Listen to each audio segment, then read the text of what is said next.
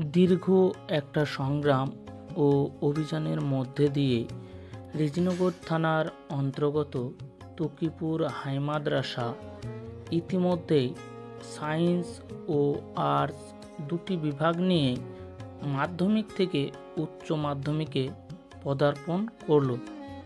এ বিষয়ে শুনে নিই মাদ্রাসা কর্তৃপক্ষের মুখে কিছু কথা।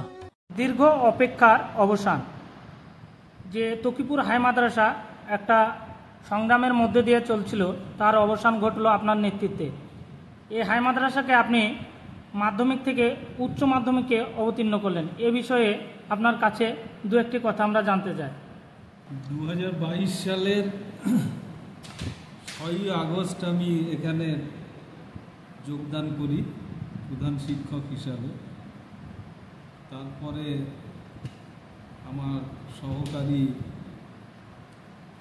স্কুলে মাদ্রাসার গেটের কাছে গিয়ে আমাকে বলেন যে এটা উচ্চ মাধ্যমিক দেখাটা আমার স্বপ্ন, এবং সেদিনে আমার অ্যাডমিনিস্ট্রেটর মাননীয় সুপর্ণ পাল মহাশয় আমাকে বলেছিলেন যে আপনি তো এলেন মাস্টারমশাই, দীর্ঘদিন পর তকিপুরে হেডমাস্টার এসেছে, সুতরাং আপনি একটু চেষ্টা করুন যাতে উচ্চ মাধ্যমিকটা হয়। পরিশ্রমের কাজগুলো আমার সহকর্মীরাই করেছেন, যেমন শিক্ষক হাসিবুর রহমান, হাবিবুর রহমান, আমার করণিক মাননীয় শফিউর রহমান, এবং আমাদের কম্পিউটারের যে থাকে, যার দায়িত্বে কম্পিউটারের সেকশনটা চলে, আলতাফ,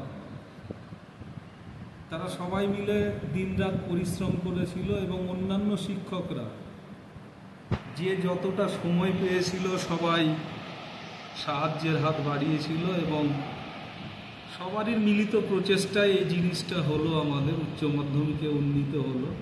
সিনিয়র মাস্টার আপনি প্রদীপ কুমার সরকার মহাশয়, আমাদের এই মাদ্রাসাকে যে উচ্চ মাধ্যমিক পর্যায়ে উন্নতি করেছেন, সেই উদ্দেশ্যে তকিপুরের আপামার জনসাধারণের প্রতি আপনার বক্তব্য কী থাকবে? নমস্কার। নমস্কার। আমাদের এই তকিপুর হাই মাদ্রাসা হায়ার সেকেন্ডারি উন্নতিকরণের যে প্রকল্পটা অনেক দিন আগে থেকেই চলছিল, কিন্তু সেই সময়টা থেকে এখনো পর্যন্ত আমরা সেটা উন্নতি সেই জায়গাটা আনতে পারি, বিভিন্ন আমাদের যোগাযোগ বিভিন্ন কারণের জন্যই হোক আমরা পারিনি। তবে আমাদের প্রধান শিক্ষক হিদায়ুল সাহেব আসার পর উনি যেভাবে আমাদের স্কুলটাকে সামনের দিকে এগিয়ে নিয়ে যাওয়ার যে প্রচেষ্টা সমস্ত কিছু উনি একদম জান প্রাণ দিয়ে শুরু করেছিলেন, এবং তারই আজকের ফল আমরা পেয়েছি। আসসালামু আলাইকুম। বেলডাঙ্গা টু পূর্বচক্রের রামপাড়া টু অঞ্চলের আপামার জনসাধারণের কাছে যে খুশির খবর, সেই খুশির খবরে আপনাদের কাছ থেকে আমরা পেয়েছি সেই খুশির খবরটি, যে আমরা জানতে পেরেছি যে তকিপুর হাই মাদ্রাসা ইতিমধ্যে উচ্চ মাধ্যমিক পর্যায়ে উন্নতি লাভ করেছে। সেই বিষয়ে আপনার কাছে আমি দু একটি কথা জানতে চাই। আসসালামু আলাইকুম। আমরা দীর্ঘ প্রতীক্ষার পর আমাদের সক্রিয় ইজাজুল সাহেব হেডমাস্টার মশাই, ওনার তৎপরতায় দীর্ঘ 2 বছর 2.5 বছর থেকে এর কর্মসূচি গ্রহণ করা হয়েছিল, এবং দীর্ঘ পথ অতিক্রম করে আমরা এই খুশি খবরটা পেয়েছি। এতে আমাদের সমস্ত শিক্ষকদের যেমন সক্রিয় ভূমিকা ছিল, তেমনি অফিসিয়াল স্টাফ হিসাবে আমাদের বিভিন্ন শিক্ষকরাও এই কাজে অংশগ্রহণ করেছেন। আপনি তো আমাদের এই হাই মাদ্রাসার প্রাক্তন টিআইসি মিলন কুমার বিশ্বাস, যে ইতিমধ্যে আপনাদের সিনিয়র মাস্টার প্রদীপ কুমার সরকার বললেন যে এদিকে 6টা পঞ্চায়েতের মধ্যে একটিও বিদ্যালয় একসাথে সায়েন্স ও আর্টস করতে পারেনি।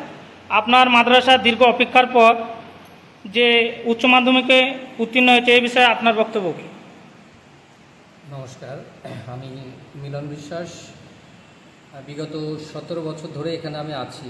বিভিন্ন হেডমাস্টার মশার টিআইসির নেতৃত্বে আমরা কাজ করেছি, বিভিন্ন অভিজ্ঞতা আছে, এবং আমার প্রদীপ মাস্টারমশাই যেটা বললেন একদম ঠিক, যে আমরা আর্টস সায়েন্সটাও পেয়েছি এর সাথে, আর্টসের সাথে, এবং এতদা অঞ্চলে এটা নাই।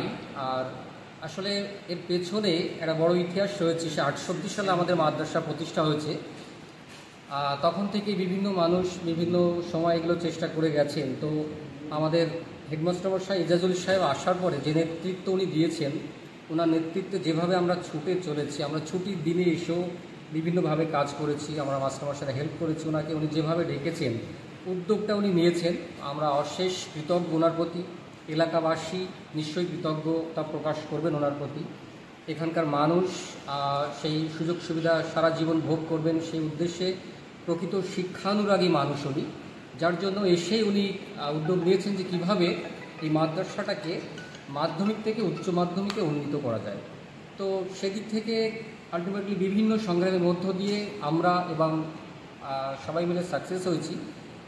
আমাদের ছেলেমেয়েরা, পিছিয়ে পড়া ছেলেমেয়েরা আগামী দিনে সায়েন্স পড়বে এখানে, এটা আমাদের একটা খুব সুখের অনুভূতি। সবাই মিলে আমরা স্কুলটাকে আরও সুন্দর করে এগিয়ে নিয়ে যাব। মাস্টারমশায়ের শারীরিক সুস্থতা কামনা করি, আমরা সবাই মিলে আরও সুন্দরভাবে মাদ্রাসাটাকে এগিয়ে নিয়ে যাব। ধন্যবাদ।